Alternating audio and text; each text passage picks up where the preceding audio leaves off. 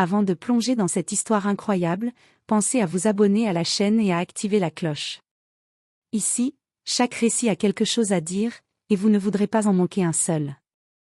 Un policier arrête un haut fonctionnaire du FBI parce qu'il est noir. Le vent glacé de janvier balayait les rues de Washington DC, soulevant des feuilles mortes et des papiers publicitaires. Dans une ruelle étroite près du quartier gouvernemental, les lampadaires diffusaient une lumière blafarde, à peine suffisante pour éclairer le trottoir mouillé. L'air était lourd, chargé d'une pluie fine qui transformait chaque pierre en miroir humide. James Reynolds, un policier blanc d'une quarantaine d'années, patrouillait en voiture. Ses yeux, plissés par la concentration, scrutaient chaque passant. La routine de la matinée avait été monotone, jusqu'au moment où il aperçut un homme s'approchant d'une imposante berline noire garée sur le côté. L'homme portait un costume bleu marine parfaitement ajusté, une chemise blanche impeccable et des chaussures lustrées. Son allure était calme, presque majestueuse. James sentit immédiatement une suspicion injustifiée monter en lui. Pourquoi un type comme ça traîne-t-il ici, seul, à cette heure, pensa-t-il. Il descendit de sa voiture, la main posée sur son talkie-walkie, prêt à appeler du renfort si nécessaire. L'homme s'arrêta et sortit lentement un petit objet de sa poche. James plissa les yeux, certain qu'il s'agissait d'une arme ou d'un dispositif suspect. « Ne bougez pas » cria-t-il en avançant vers lui. L'homme leva les mains, affichant un calme presque irréel. « Bonjour, officier. Je m'appelle Marcus Williams, agent spécial du FBI. » Commença-t-il, sortant un badge officiel qui brillait sous le lampadaire. Mais James, aveuglé par ses préjugés, ne regarda pas le badge. Tout ce qu'il voyait, c'était la couleur de la peau de Marcus. Sans hésiter, il le saisit par le bras et lui passa les menottes. « Vous êtes en état d'arrestation » cria-t-il, la voix tremblante à la fois de colère et de nervosité. Marcus resta calme, presque détaché, observant chaque mouvement du policier. Dans ses yeux brillait une lueur de déception et d'incrédulité. Il savait que la situation allait rapidement dégénérer, mais il ne s'attendait pas à la portée du désastre que cette arrestation provoquerait. Au moment où James ouvrit la portière de sa voiture pour y faire entrer Marcus, il ne se doutait pas que cet homme qu'il traitait comme un criminel n'était pas seulement un haut fonctionnaire du FBI, mais l'un des agents les plus respectés et influents du pays. Ce matin-là, une simple erreur de jugement allait bouleverser la carrière d'un policier et devenir un exemple marquant de la discrimination qui rôde, même dans les institutions les plus respectées. La pluie fine tombait toujours lorsque James Reynolds traîna Marcus Williams vers sa voiture de patrouille. Chaque goutte semblait marteler la nervosité qui montait en lui. Marcus, malgré les menottes, restait immobile, son regard perçant fixé sur James. « Officier, pouvez-vous m'expliquer ce qui se passe » demanda Marcus, sa voix calme mais ferme, trahissant à peine sa surprise. « Vous avez l'air suspect » balbutia James, tentant de justifier son geste. Ses mains tremblaient légèrement, mais il refusait de montrer sa confusion. Marcus secoua la tête lentement. « Je suis un agent spécial du FBI. J'ai un badge et un mandat pour être ici. » Il sortit son portefeuille et montra son identité. Le reflet du lampadaire illuminait le métal du badge, le rendant impossible à ignorer. James cligna des yeux, mais il n'avait toujours pas reconnu l'homme. Tout ce qu'il voyait était la couleur de sa peau et l'arrogance apparente qu'il attribuait à un suspect. Le trajet jusqu'au commissariat fut tendu. Marcus restait silencieux, ses yeux analysant chaque mouvement de James. Chaque fois que James parlait, Marcus répondait calmement, expliquant la situation et demandant à ce qu'on vérifie son identité immédiatement. Au commissariat, la tension monta encore d'un cran. Les autres policiers regardaient la scène avec des regards hésitants. Personne n'osait contredire James, mais chacun sentait que quelque chose clochait. Soudain, la porte du commissariat s'ouvrit avec fracas. Un homme élégant entra, accompagné de 2 agents armés. Il s'avança vers James et dit, d'une voix qui imposait le respect. « Officier Reynolds, savez-vous exactement qui vous venez d'arrêter » James recula légèrement, surpris. « Non, monsieur. Je crois que c'est un suspect. » L'homme, un blanc au costume sombre et cheveux grisonnants, fixa James avec intensité. « C'est Marcus Williams, agent spécial du FBI. » Il dirige plusieurs enquêtes nationales sensibles et fait partie de l'unité antiterroriste. Vous venez de commettre une grave erreur. Le silence tomba sur la pièce. James sentit son visage devenir chaud, sa respiration s'accélérer. Les autres policiers murmuraient entre eux, certains reprenant leurs esprits après le choc. Marcus resta calme, presque indifférent. Je n'ai jamais douté que vous me reconnaîtriez avant qu'il ne soit trop tard, dit-il avec un léger sourire ironique.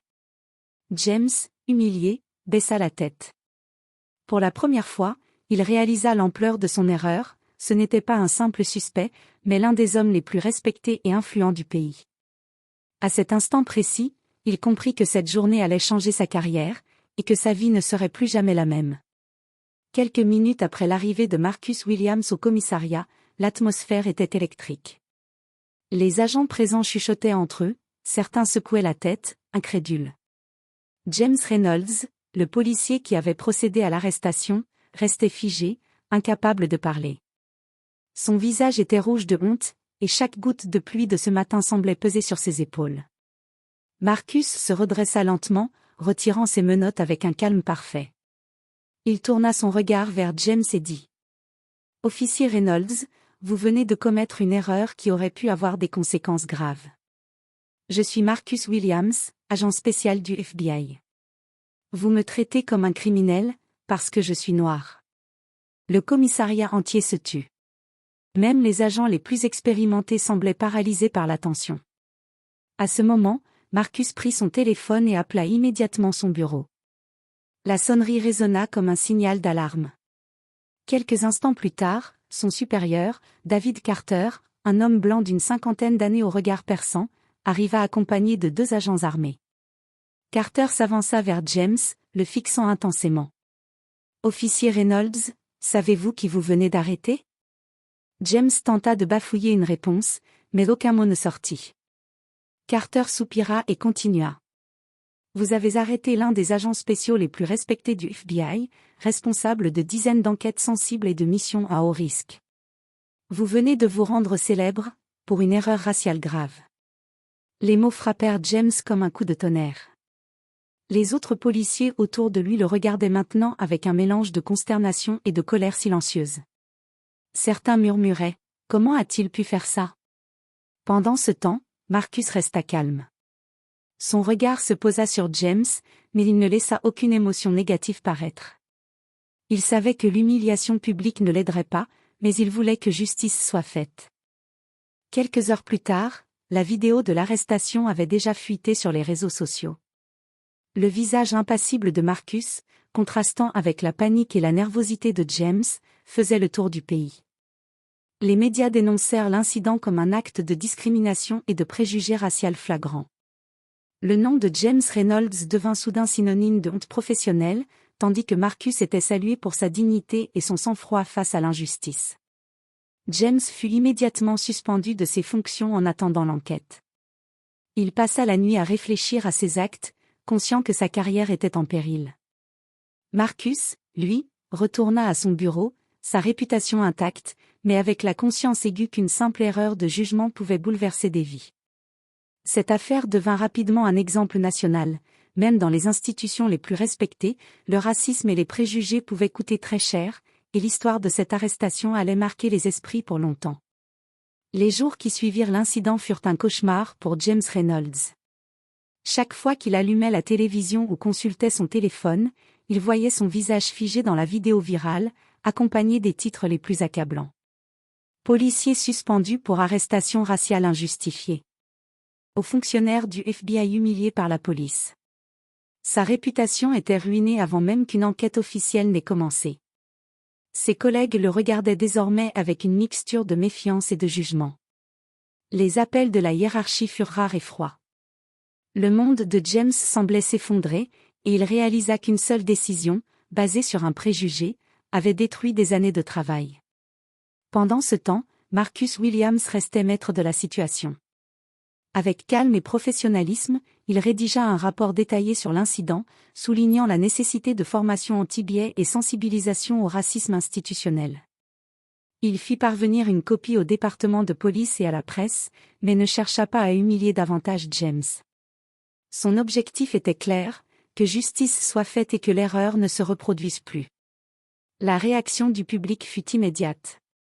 Des manifestations et des débats nationaux émergèrent sur les réseaux sociaux et dans les médias. Comment un agent fédéral respecté pouvait-il être traité de la sorte? Comment le racisme pouvait encore dominer les décisions dans des institutions supposément protégées par la loi? Pour James, la chute fut brutale. Sa suspension fut prolongée, et il dut suivre plusieurs séances de formation sur les préjugés et la discrimination. La police locale fit également face à une pression énorme pour réformer ses pratiques. Chaque rapport sur l'incident mentionnait son erreur, et il devint un exemple de ce qu'il ne fallait pas faire. Cependant, pour Marcus, ce moment fut un rappel puissant de sa propre résilience. Malgré l'humiliation et l'arrestation injuste, il continua son travail au FBI, plus respecté que jamais, et avec une réputation intacte. Les supérieurs et collègues qui avaient douté de lui virent qu'aucun obstacle, même humiliant, ne pouvait diminuer sa compétence ou son intégrité. À la fin de la semaine, James se retrouva seul dans son petit appartement. Il regarda la vidéo encore une fois, ressentant une honte profonde. Il comprit que le véritable pouvoir ne résidait pas dans l'uniforme ou la force, mais dans le respect, l'équité et la capacité à reconnaître ses erreurs. Cette arrestation injuste avait changé de vie, celle de James, qui devait maintenant reconstruire sa carrière et sa conscience, et celle de Marcus, qui venait de démontrer que la dignité et la patience triomphent toujours de l'injustice. Quelques semaines s'étaient écoulées depuis l'incident. James Reynolds avait suivi toutes les formations imposées, mais la honte le suivait comme une ombre. Chaque matin, il repensait à ce moment où il avait arrêté Marcus Williams, incapable de croire que sa propre impulsion et ses préjugés l'avaient conduit à commettre une erreur aussi grave. Un jour, James reçut un appel inattendu. C'était Marcus lui-même. Sa voix, calme et posée, contrastait avec le tumulte intérieur de James. « James, je veux vous voir. » Au bureau du FBI. L'invitation n'était pas une confrontation, mais une leçon. James arriva, nerveux, s'attendant à des reproches cinglants. Mais Marcus l'accueillit avec un sourire mesuré. « Entrez, James. Asseyez-vous. » Marcus invita James à prendre place dans un bureau baigné par la lumière naturelle. Les murs étaient ornés de récompenses et de photos de missions réussies, symbole d'une carrière bâtie sur le mérite et l'intégrité. Marcus parla lentement. « Vous avez fait une erreur. Une grave erreur. Mais je ne suis pas ici pour vous humilier davantage. Je veux que vous compreniez quelque chose d'essentiel, juger quelqu'un uniquement par sa couleur de peau ne mène qu'à l'injustice et à la destruction. » James baissa les yeux, la gorge nouée. « Je sais. Je regrette profondément. » murmura-t-il.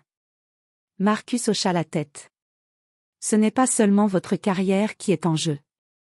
Ce sont des vies, des familles, la confiance de la société. Vous avez été aveuglé par un préjugé, mais il est encore temps de changer. Vous pouvez apprendre, vous pouvez réparer vos erreurs. » James sentit un poids se lever de ses épaules. Pour la première fois depuis l'arrestation, il se sentit réellement compris et guidé, plutôt qu'humilié. « Merci. Marcus. Je ne l'oublierai jamais. » Marcus sourit une dernière fois. « Souvenez-vous toujours, la vraie force ne réside pas dans l'autorité ou la peur, mais dans la dignité, le respect et la justice. » James quitta le bureau transformé. Son parcours serait long et semé d'obstacles, mais il savait maintenant que chaque choix devait être guidé par l'équité, et non par la peur ou les préjugés. Quant à Marcus, il retourna à son travail au FBI avec la conviction intacte que même face à l'injustice, la patience, le sang-froid et l'intégrité triomphent toujours. L'histoire de cette arrestation injuste devint un exemple national, rappelant à tous que le respect et la justice sont plus puissants que tout uniforme ou titre.